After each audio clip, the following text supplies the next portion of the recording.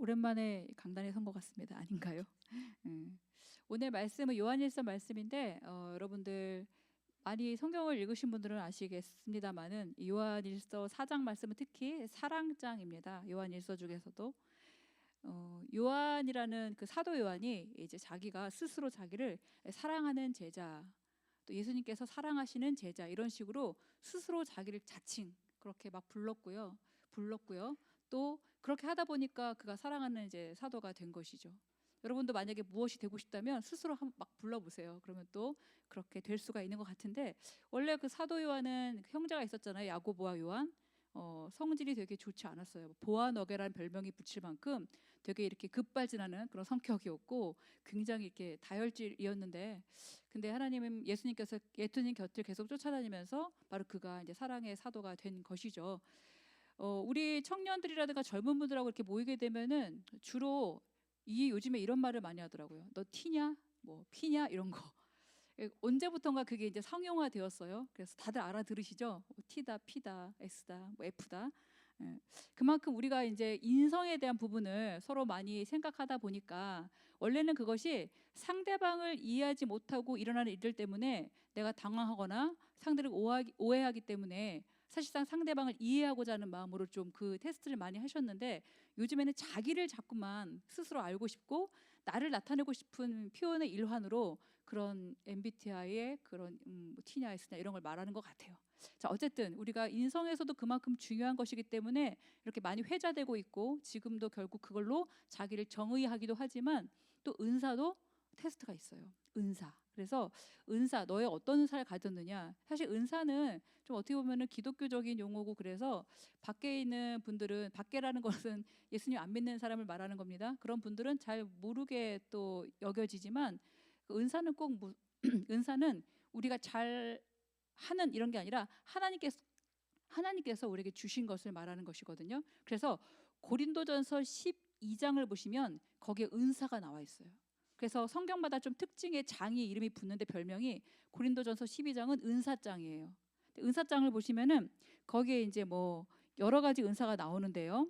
지혜, 지식, 믿음, 병고침, 능력, 행함, 뭐 예언, 영분별, 방언함, 방언을 통역함, 뭐 이런 것들이 나옵니다.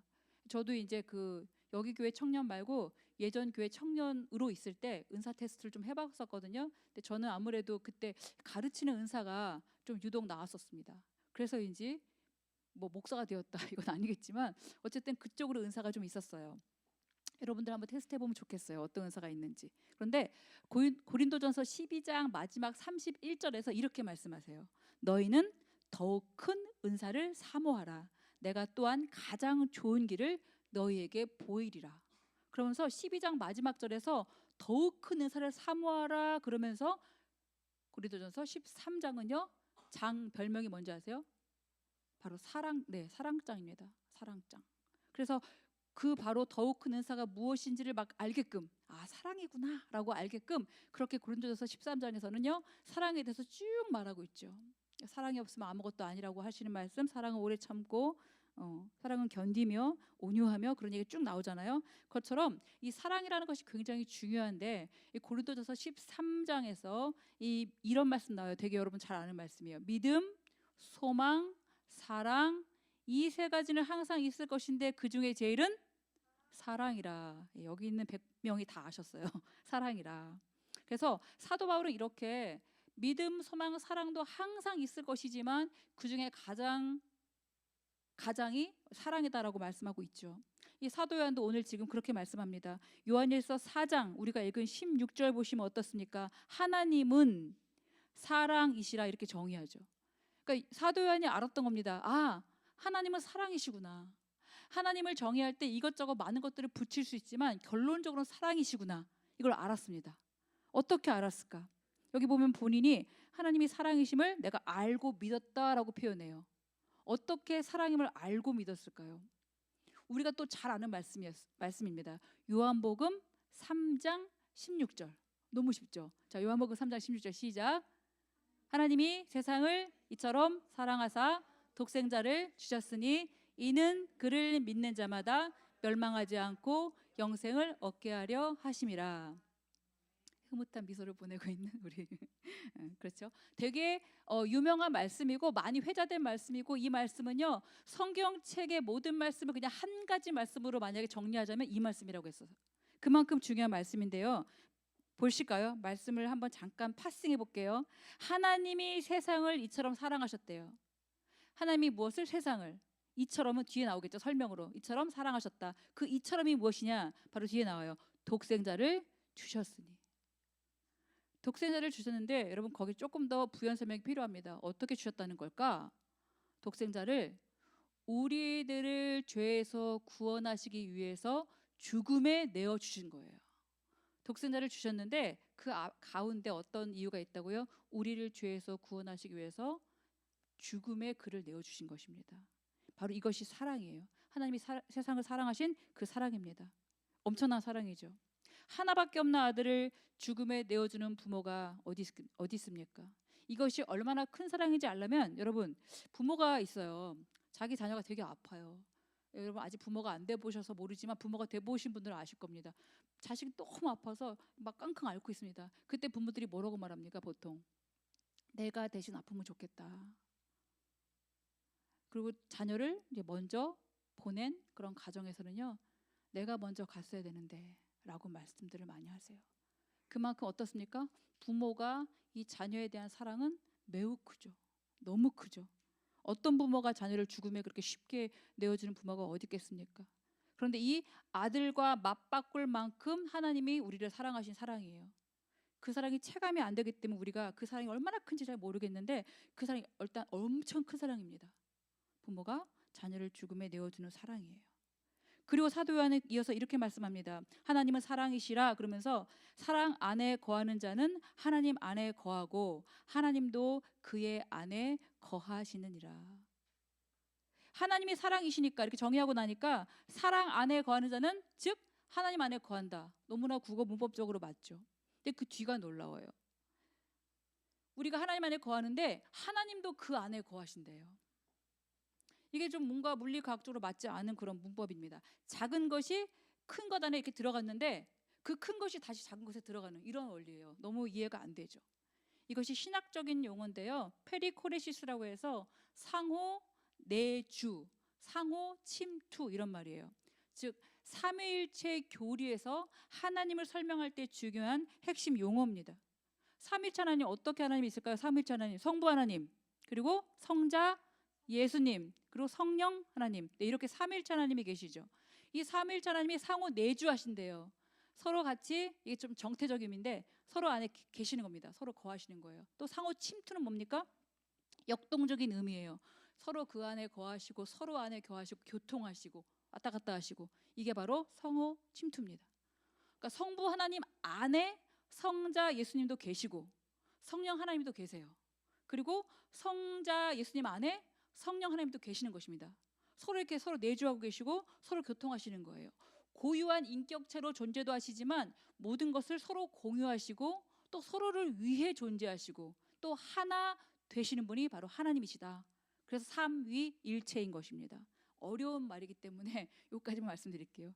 우리가 잘 알고 있는 말씀 중에 요한복음 15장 말씀이 있어요. 이 말씀이 좀 그래도 가장 잘 설명하고 있는 것 같습니다. 신학적인 용어는 이렇게 어려워. 그래서 신학자들은요 되게 머리 아플 것 같아요. 근데 예수님은 이것을 굉장히 쉽게 설명해 주셨죠. 요한복음 15장.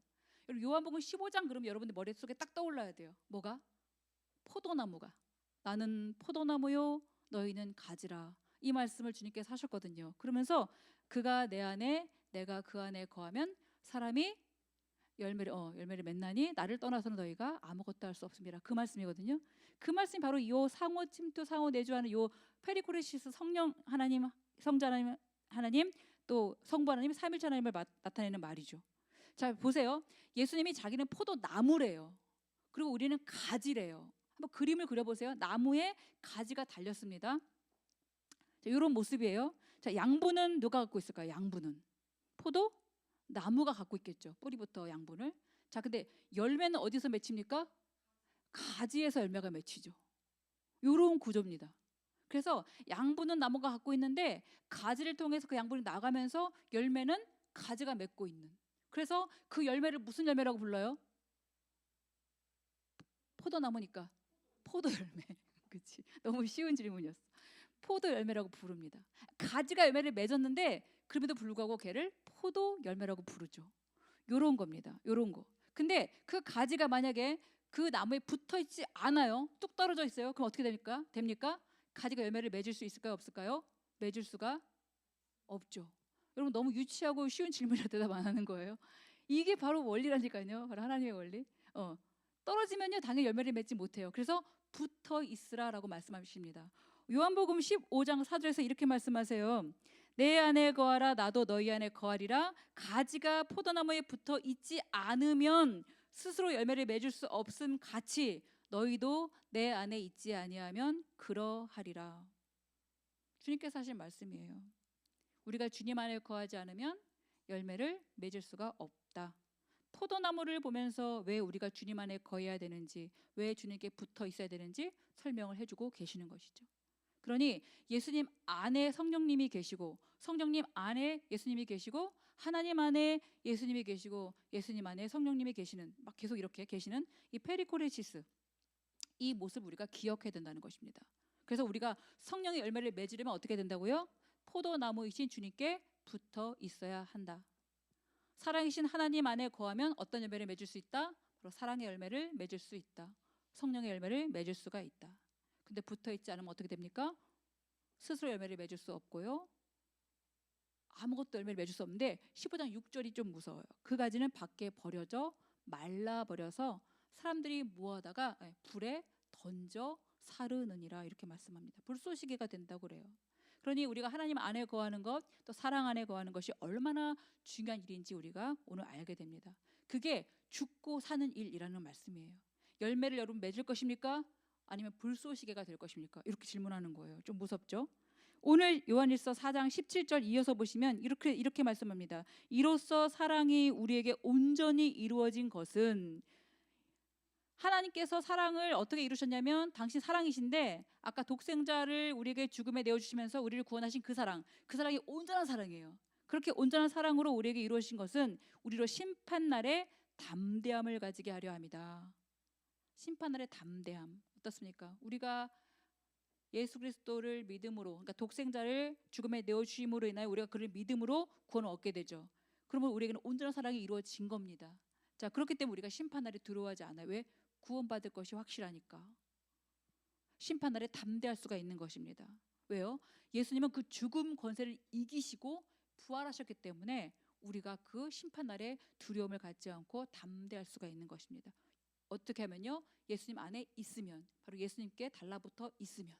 되게 중요한 거 아시겠죠? 그 포도나무의 가지가 달라붙어 있는 것이 얼마나 중요한 건지 다시 말씀하고 계세요. 그래서 오늘 요한일서 4장 18절 이어서 보시면은 사랑 안에 두려움이 없고, 말씀을 오늘 본문 말씀을 사랑 안에 두려움이 없고 온전한 사랑이 두려움을 내쫓나니 두려움에는 형벌이 있습니다.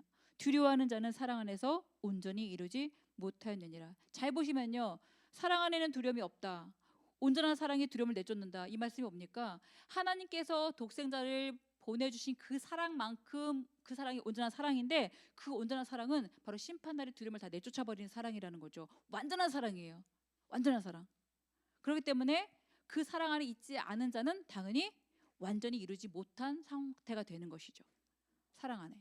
하나님 안에 두려움이 없습니다. 하나님 안에 있으면 심판날에 끔찍한 심판 받을까 봐 두려워할 필요가 없다는 것이죠. 두려움은요, 사탄이 안겨다 주는 것이에요. 두려움은, 하나님은 두려움을 주는 분이 아니세요. 우리가 오해할 필요가 없는 게, 죄를 지었어요. 너무 죄 지은 게 너무나 막 마음에 찔리고 너무나 불안하고 너무나 초조하기 때문에 하나님께 나를 벌하실까 봐 걱정되는 우리가 그런 마음인데, 하나님 그것 때문에 우리를 막 두려워하게 만드신 분이 아니라 그 두려움은 사탄이 주는 마음이라고요. 하나님은 오히려 우리 마음속에 죄를 깨닫게 하시면서 용서를 주시고 다시 자녀로 삼아주시는 분이 하나님이신데, 그 두려움이 우리에게 있습니다. 근데 여러분들이 만약에 하나님을 믿는다고 그러면서 사랑한다고 그러면서 여전히 두렵다, 그러면 어떤 거 말일까요? 반대적으로 우리가 그 사랑 안에 온전히 거하지 못하고 있다, 이런 뜻이에요. 하나님께서 우리를 얼마나 사랑하시는지 그 사랑을 경험해보지 못했기 때문에 그래요. 이런 거죠. 문 다 열어놓고 집안에 자기가 쑥 안 들어와 놓고 누가 들어올까 봐 두려워 이렇게 하는 거 똑같아요. 그러니까 하나님 안에 딱 들어가서 하나님과 함께 딱 거하면 되는데 그것이 아니라 뭔가 걸치고 있으면서 두렵다. 누가 들어올까 봐 두렵다. 무섭다라고 하는 것과 똑같단 말이죠. 그게 바로 우리의 두려움입니다. 우리 이 세상에 살면서 어떤 두려움을 안고 살아가십니까, 여러분? 뭐 실패할까 봐 두렵죠. 어떤 일을 막 하고 있는데 그것이 잘 안 될까 봐도 두렵죠. 그리고 잘 하지 못할까 봐도 두렵죠. 또 어떤 두려움이 있어요? 관계적으로 거절당할 것 같은 두려움도 되게 크대요. 우리가 왜 그리스도인으로 살아가면서 밖에 나가서 그리스도로 당당하게 살아가지 못하느냐? 나를 바라보고 혹시라도 주님을 거절할까 봐. 전도, 소위 오늘 예배 전도회 설교하셨는데 목사님, 전도를 하고 싶어도 전도하려고 하다가도 거절당할까 봐. 내가 이렇게 뭔가 전도지를 주는데 안 받는다고 탁 쳐버릴까 봐. 우리 벌써 그런 작은 것도 거절감이 있죠. 또 어떤 거절감이 있습니까? 그냥 나는 저 사람하고 사귀고 싶고 잘 하고 싶은데 뭔가 갔을 때 나를 좀 뭔가 거절하고 냉대할까 봐. 나를 좋아하지 않을까 봐. 그런 우리 두려움도 있죠, 작게. 또 어떻습니까? 되게 교제하고 있는데 헤어질까 봐에 대한 두려움도 있죠. 또 어떤 두려움이 있어요? 우리가 먹고 살아야 되니까 돈 못 벌까 봐에 대한 두려움도 있죠. 내 미래가 잘 안 보입니다. 두렵습니다. 이런 두려움도 있을 거예요. 또 뭘 해야 될지 모르는 그런 두려움이 우리한테 항상 이렇게 우리를 계속적으로 도사리고 있다는 것입니다. 급기야는 모든 인생은요, 죽을 것 같은 두려움이 있죠. 죽을까 봐에 대한 두려움이 있습니다. 그래서 나이가 점점 먹을수록 어떻게 하면 안 죽을까? 건강하게 계속 체력도 유지하고 좋은 거 먹고 이러면서 계속 그 장수를 기원하죠. 여러분 어쨌든 간에 우리는 그 두려움이란 속에서 살아가는 존재들이긴 해요. 그런데 여러분 계속 그렇게 두려움 안에 살아간다면 어떻다고 지금 사도 요한은 말씀합니까? 우리가 하나님의 사랑을 온전히 경험하지 못했다. 그러니까 하나님의 사랑 안에 온전하게 우리가 거하지 못했다. 그렇기 때문에 우리는 두렵다라고 지금 말씀하고 있는 것이거든요. 그래서 우리는 바로 하나님의 그 큰 사랑, 그 사랑이 얼마나 큰지, 독생자를 내어주면서까지 우리를 사랑한 그 사랑이 얼마나 큰지 우리가 경험해 보아야 돼요. 바울은 그것을 경험했습니다. 그래서 로마서 8장 35절에서 이렇게 고백해요. 누가 우리를 그리스도의 사랑에서 끊으리요? 환난 그것도 못한다. 곤고, 박해, 기근, 적신, 위험, 칼 그런 것들도 나를 그리스도의 사랑에서 끊을 수 없다. 내가 확신하노니 사망이나 생명이나 사망도 나를 주님의 사랑에서 끊을 수 없대요. 천사들이나 권세자들이나 그 영적 존재도 나를 끊을 수가 없다. 현재 일이나 장래 일이나 능력이나 높음이나 기품이나 다른 어떤 피조물이라 할지라도 아마 더 말하고 싶으면 더 말했을 것입니다. 이보다 더 많이. 근데 그 다른 어떤 피조물이라도 우리를 주 그리스도 예수 안에 있는 하나님의 사랑에서 끊을 수 없다. 독생자를 내어주신 그 사랑은 완전한 사랑입니다. 그렇기 때문에 우리가 그를 믿으면 우리는 절대 주님의 사랑에서 끊어질 수가 없는 것이죠. 바로 그 사랑. 그 사랑은 죽음도 다 그 앞에서 힘을 잃어버리는 사랑이기 때문이죠. 우리는 아무것도 한 게 없어요. 근데 그냥 은혜로 우리가 이 사랑을 입게 되었습니다. 그래서 그냥 믿는 사람은 이 사랑의 은혜를 받게 되었고요. 아직 안 믿는 사람은 이 은혜를 모르고 살아가는 것이죠. 여러분들은 알지 않습니까? 죽을 뻔한 위기에 처했던 모세 아시죠? 당시 바로 왕이 히브리인들을 애들 태어나면 다 죽이라고 명했습니다. 나라 왕이 명했어요. 엄청나게 무시무시한 왕이 노예들입니다. 이 히브리 민족들은. 근데 모세가 물에서 건진받아서 생명을 얻게 되었죠. 죽을 뻔한 아기가 생명을 얻게 되었어요. 그럼 그는 어떻게 살아가야 될까요? 이집트 애굽의 왕자로 살지 않았어요. 그걸 허락하지 않았습니다. 그리고 저쪽 미디안의 광야에 가가지고 거기서 결혼해가지고 장인 양을 치는 목동이 있었는데 그 목동의 삶도 주님께서는 원치 않았어요. 어떻게 합니까? 나중에 그를 불러서 출애굽의 지도자로 삼으시면서 그 백성들을 약속의 땅으로 들어가게 하는 그 인도자로 주님께서는 그를 쓰시죠. 바로 그렇게 사용되어졌을 때 그 모세는 바로 하나님의 은혜를 알고 살아가는 삶, 바로 하나님의 사랑이 얼마나 큰지 알고 살아가는 인생이 되는 것입니다. 이스라엘 백성들 어떻습니까? 출애굽 시켜서 약속의 땅으로 쭉 갑니다. 그런데 홍해 앞에서 딱 멈추게 되죠. 홍해가 어떤 것입니까? 그들에게는 죽음의 바다예요. 이 홍해는 바다기 때문에 들어가면 다 빠져 죽는 거죠. 근데 뒤에 애굽 군사가 쫓아옵니다. 진퇴양난이에요. 어떻게 할 수가 없습니다. 그래서 죽음의 바다입니다. 건널 수가 없으니까. 그런데 어떻게 합니까? 하나님께서 바다를 가르시고 바다 밑에 마른 땅을 드러내셔서 그 길로 이 60만 장정만 60만이니까 가족 다 포함하면 한 200만 쫙 거기를 건너게끔 하십니다. 한 명도 빠짐없이 다 건넌 다음에야 홍해가 다시 원복되는 거죠. 그렇게 죽을 뻔했던 이스라엘 백성들이 살아났습니다. 그들은 어떻게 살아가야 될까요? 그들은 시내 광야에서 받았던 하나님의 계명의 말씀대로, 그때 십계명도 돌판에다 모세한테 이렇게 써주시고 그걸 지키라고 말씀하시잖아요. 그 말씀대로 살아가는 것만이 어떻습니까? 하나님의 은혜를 알고 살아가는 것이죠. 하나님의 사랑 안에 온전히 거하며 살아갈 수 있는 삶이 되는 것이에요.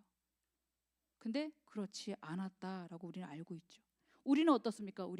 우리도 사실상 구원받지 못했다면, 예수님이 없었다면 우리도 죽을 뻔할 수밖에 없는 인생인데 우리는 하나님의 은혜로 구원받게 되었죠. 그럼 우리는 앞으로 어떻게 살아가야 되겠습니까? 어떻게 살아가야 하나님의 은혜를 알고 사는 사람이 되며 어떻게 살아가야 하나님 사랑 안에 살아가는 사람이 되겠습니까? 우리는 바로 예수님을 따르는 제자로 살아가야지만 그 은혜를 아는 사람이 되는 거예요. 내 마음대로, 내 뜻대로, 내가 하고 싶은 대로, 나 이렇게 잘나게 태어나게 하셨으니 내가 잘나볼래 이러면서 살아가면요, 그건 하나님의 뜻대로 살아가는 것이 아니고 은혜도 모르며 살아가는 것이죠. 은혜를 아는 사람은 예수님을 따르는 제자로 살아가게 되어 있습니다. 그것이 바로 하나님의 사랑 안에서 살아가는 거예요. 그러니 우리는 어떻게 됩니까? 예수님께서 가르쳐 주신 대로 살아야 되겠죠. 예수님께서 이렇게 말씀하세요. 요한복음 13장 34절에서 이렇게 말씀하세요. 새 계명을 너희에게 주노니 서로 사랑하라. 이로써 모든 사람이 너희가 내 제자인 줄 알리라. 너희가 서로 사랑하면 그것으로 사람들이 예수님의 제자 맞네? 이렇게 안다는 거예요. 그러니까 이제 우리는 서로 사랑하면서 살아가야 되는 것이죠. 예수님께서 이 구약의 많은 계명들, 그때 하나님께서 모세를 통해서 주셨던 그 많은 계명들을 한마디로 일축했어요. 이렇게 말합니다. 너는 마음을 다하고 뜻을 다하고 힘을 다하여 너의 하나님을 사랑하라. 이것이 첫째 되는 계명이요 둘째도 그와 같으니 내 이웃을 내 몸과 같이 사랑하라. 하나님을 사랑하고 이웃을 사랑하는 것을 두 가지로 보이지만 이건 한 가지 계명이에요. 왜요? 둘째 계명도 그와 같으니예요. 같은 선상에 놓고 하나님을 사랑하는 사람이라면 당연히 이웃을 사랑하게 되어 있지 않냐, 이렇게 말씀하시는 겁니다. 그래서 오늘 본문에도 하나님은 사랑이시다라고 막 나오다가 그 뒤에 어떤 말씀 나오냐면요, 갑자기 형제 사랑의 이야기가 나와요. 요한일서 44장 20절에서 21절은 그렇게 형제 사랑에 대한 이야기가 나옵니다. 우리 한번 같이 본문 4장 20절과 21절을 같이 한번 읽어볼까요? 같이 시작. 누구든지 하나님을 사랑하노라 하고 그 형제를 미워하면 이는 거짓말하는 자니 보는 바 그 형제를 사랑하지 않는 자는 보지 못하는 바 하나님을 사랑할 수 없느니라. 우리가 이 계명을 주께 받았나니 하나님을 사랑하는 자는 또한 그 형제를 사랑할지니라. 아멘. 법정에서도 위증죄가 얼마나 큰 죄인지 아시죠? 위증죄가 엄청 큰 죄예요. 즉 거짓말이죠. 거짓 증거. 이 거짓말은요, 근데 하나님의 것이 아니에요. 거짓말은 사탄의 것입니다. 요한복음 8장 44절에 이 거짓말의 아버지가 나와요. 거짓말도 아빠가 있대요. 바로 그게 뭐냐면 사탄이라고 나옵니다. 거짓말의 아비, 사탄. 그렇기 때문에 이 거짓말을 지금 말하고 있는 건 뭡니까? 여기 보시면 누구든지 하나님을 사랑하노라 하고 그 형제를 미워하면 이는 거짓말하는 자래요. 그러니까 하나님을 사랑합니다 해놓고 형제는 미워해. 그러면 그거는 거짓말이다, 거짓이다, 사랑하는 거 아니다 라고 말씀하시는 거죠. 우리가 포도나무에 붙어 있으면 당연히 포도 열매를 맺을 수가 있듯이 우리가 하나님 안에 있다면 당연히 형제 사랑하는 것이 마땅하다, 이 말씀이에요. 그런데 우리가 만약에 형제를 사랑하지 않는다면 역으로 뒤집어서 그럼 하나님 사랑하지 않는 것이고 너희들은 포도 열매를 맺을 수 없는 삶을 살아가고 있는 것이다라고 말씀하십니다. 한번 우리 옆에 있는 우리 형제자매들 한번 바라봅시다. 여기 제가 보니까 가득 앉아 계세요. 앞으로 미래적으로 더 많이 앉아 계실 것 같아요. 보시면 여러분들 옆에 있는 형제들을 사랑하십니까? 아니면 미워하십니까? 사랑하니까 옆에 앉았겠죠.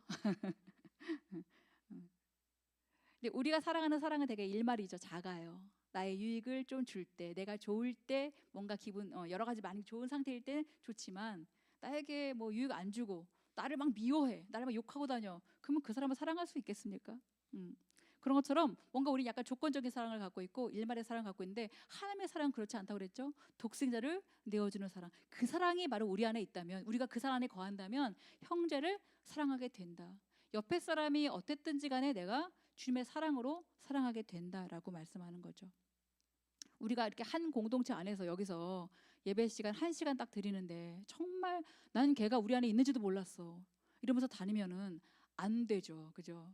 적어도 우리가 눈인사도 하고 반가운 인사도 해주고, 그런데 제가 나한테 왜 인사하지? 난 제일 잘 모르는데 이런다 할지라도 우리가 서로 보면서 반가운 인사를 해주면요, 그러면 그 사람은 내가 이곳이 따뜻한 공동체가 되어서 좀 더 머무르고 싶어지고, 좀 더 말하고 싶어지고, 좀 더 어떤 신앙의 그 따뜻함을 나누고 싶어지는 거예요. 뭐 요즘엔 그렇다면서요. 뭐 아는 체 안 해주는 게 더 미덕이라고 막 뭔가 이렇게 시크하게 다니는 게 더 좋은 거라고. 근데 저는 그렇게 생각하지 않아요. 그거는 물론 뭐 그런 분위기일 수 있겠지만 진짜 하나님 사랑 안에 거한다면요, 그럴 수 없어요. 아무리 뭐 아이인 사람도 자기 친한 사람들끼리 엄청 이더라고요. 그것처럼 여러분, 그냥 우리가 그런 거에 너무 얽매이지 말고, 우리가 정말 주의 사랑하는 자녀들이라면, 그리고 서로가 우리가 하나님을 사랑한다면 옆에 있는 형제 서로 인사하고 관심도 가지고, 저 형제 오늘 왜 이렇게 힘들어 보이지? 무슨 일 있었나? 미처 나는 다가 말 못했지만 그러나 잠깐이라도 기도해 줄 수 있는, 지금 설교 끝나고 기도할 때인데 그런 기도 시간에 같이 기도해 줄 수 있는, 그러면 얼마나 좋습니까? 그 여기 나오잖아요. 지금 보는 바 형제도 사랑하지 못하는데 보지 못하는 하나님을 사랑할 수 있겠느냐 니네가 이러면서 사도 요한이 뭐라고 해요. 이제 우리가 이렇게 설교 시간에 말씀 듣는 행위로만 멈추지 마시고 이제 사랑합시다. 교회만 다니지 맙시다. 찬양만 하지 맙시다. 예배만 드리지 맙시다. 서로 사랑합시다. 그렇게 해서 세상 사람들이 우리가 서로 사랑을 보고 하나님 자녀 맞구나, 하나님의 제자 맞구나라고 인정하면서 살아갈 수 있도록, 우리가 사는 목적, 우리 삶에 맺히는 열매, 바로 그런 것들이 하나님의 사랑이기를 우리 같이 간구하며 기도하며 나가면 좋겠습니다.